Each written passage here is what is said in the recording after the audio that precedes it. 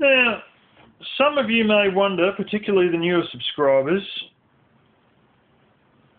why I use a propane stove. Well, first of all, I'm not trying to be self-sufficient completely. I'm trying to be more economically sorted.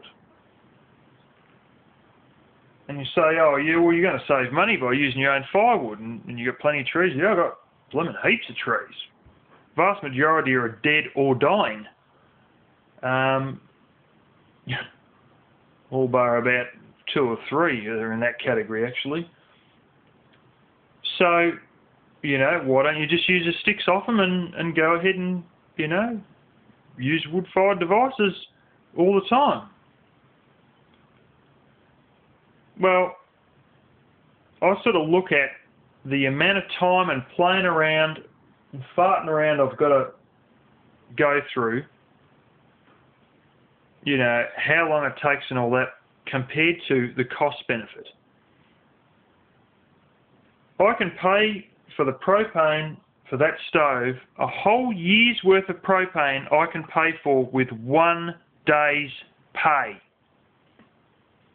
Why would you bother? Another day's pay will pay for all the hot water I use during the year.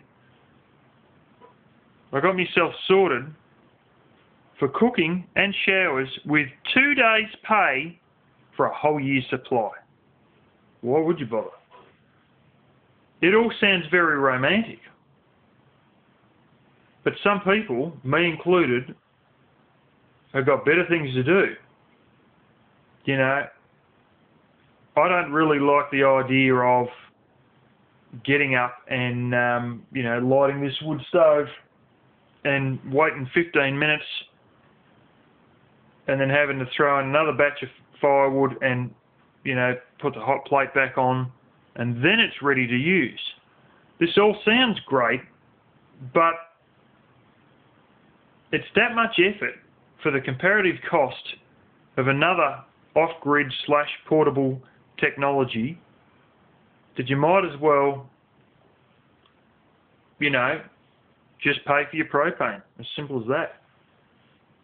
You know, oh, you get a rocket stove. Well, let's go through a couple of things here. You can't buy a rocket stove in this country. Simple as that. You cannot get them. So I have to make my own. Secondarily, it gets very dry around here. I mean, real dry. I can tell you a couple of things that I've heard. Comments that people have made about the Outback and when they're going to say, oh, you know, I'd love to see the Outback better. It is not going to happen. In case you don't know, Australia is 75% or more desert or semi-desert. That means less than 12 inches of rain a year. There are areas like the one I'm sitting in right now where wells are non-existent. Where wells are existent, you sometimes have to drill more than a quarter mile down, sometimes a quarter mile, sometimes more, to even hit water.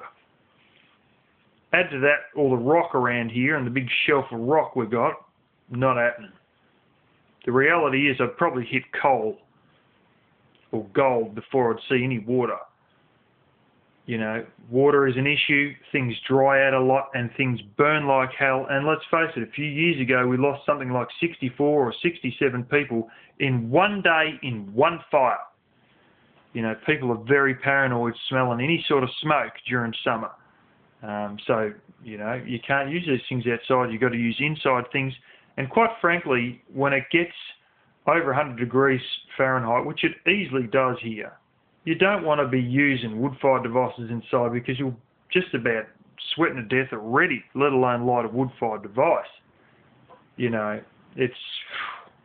And you'll have everybody on edge with smelling smoke because they get on edge in summer when they smell smoke, you know. And, you know, that brings me to another one. Vegetables. Look, if I had the time, I'd love to grow vegetables. You know, my grandfather was a commercial vegetable grower. He used to grow peas and onions. A lot of people around here were growing onions back in the day when people used to actually eat them. Now people have trouble even selling them. And my dad's cousin even grew, for a year or two, carrots. And that is literally a quarter mile from where I'm sitting now, where they used to grow those. Further down in the bottom of the valley, my great-great-grandparents used to grow a few tomatoes and lettuces as well. I think they were icebergs. Most lettuces were back then, like crisp heads. You know, and let's face it, I've been in the commercial vegetable growing industry myself. Basically growing them from seed to 4 inches tall at the nation's largest nursery, Boomerang Nurseries. BoomerangNurseries.com.au, 300 million plants a year, no joke. Now opening a Queensland branch. Not open to the public, only wholesale. Anyways, I know how to grow plants. There's no question in that. But, you know, water, as I said, is an issue. I could grow them a quarter mile away at my dam/pond, you know, but I don't really feel like walking half a mile a day to water them. So the better option would be to grow them with the grey water coming out of the laundry and whatnot. You know, that's probably a sort of realistic option. But then I've got a couple other things. Half a mile away, they don't really have a problem with bugs and that. For some reason here, it's very, very different. I'll go through what happens. First of all, the bugs attack your stuff. Now, there's some bugs that pyrethrum doesn't kill. And there's also some bottles of pyrethrum you get off the shelf and they've been on there a little bit too long and they just sort of ain't working no more because pyrethrum disintegrates pretty quickly. Now, you say, well, okay, well, you know, some bugs mightn't go for it. You know, the bugs that go for it might be the ones that get killed with pyrethrum. Okay, great. I'll probably spend more on pyrethrum than I'll get if I just bought the veggies in the supermarket. But anyway, moving on. The next trouble we have is frogs. Frogs like the wet patch where the plant's been watered and they dig in down near the roots to get in that nice wet patch during the summer because it's the only nice wet patch around for quite a distance. So they dig in there. And in the process they break all the roots off and the plant dies. Okay, well, make another little wet patch for them and then just hope they all go there. Okay, third problem, rabbits. My gosh. Oh, well, you just fence them off with chicken wire. Yeah, and then they just dig under it. Okay. So we get the rabbits sorted out. We dig a bit of a channel and pour concrete in it, and then while the concrete's wet, stick the chicken wire on that, and it'll stop them. Yeah, pretty much will. And then there's some other character. Problem number 4.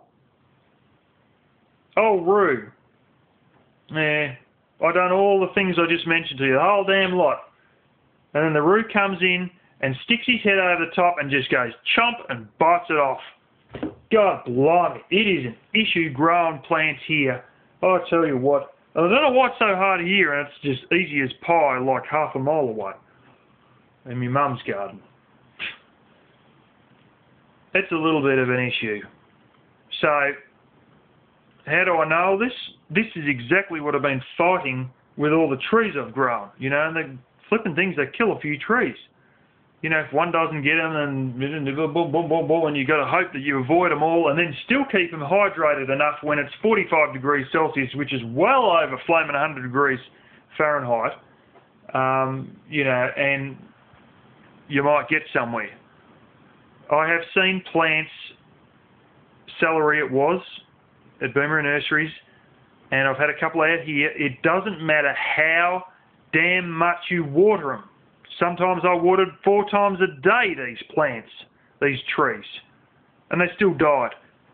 Plants sometimes die purely out of the heat, regardless of if the soil is wet the whole time. It's just too hot, and it just kills them. It happens with trees here, and it happens down at Boomerang Nurseries with celery.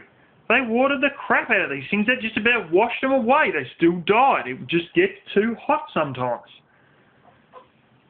You know, you can't win them all. You know, and with all that, it's going to take me so much to set it all up, and then so much effort, you just think, what's the point? You just go to the supermarket and buy them. Where they've been grown en masse on a commercial scale, not terribly far away, you know, where they've got everything sorted out to a T because they've been doing it for 25 years. You know, the same plant like broccoli for 25 years. It isn't completely unrealistic to grow winter crops here because I've got a little fenced off area and I can grow them in potting mix because density of soil is a real issue as well. So I can grow them in potting mix and then throw a bit of fertiliser in the potting mix because potting mix doesn't have enough real go in it itself.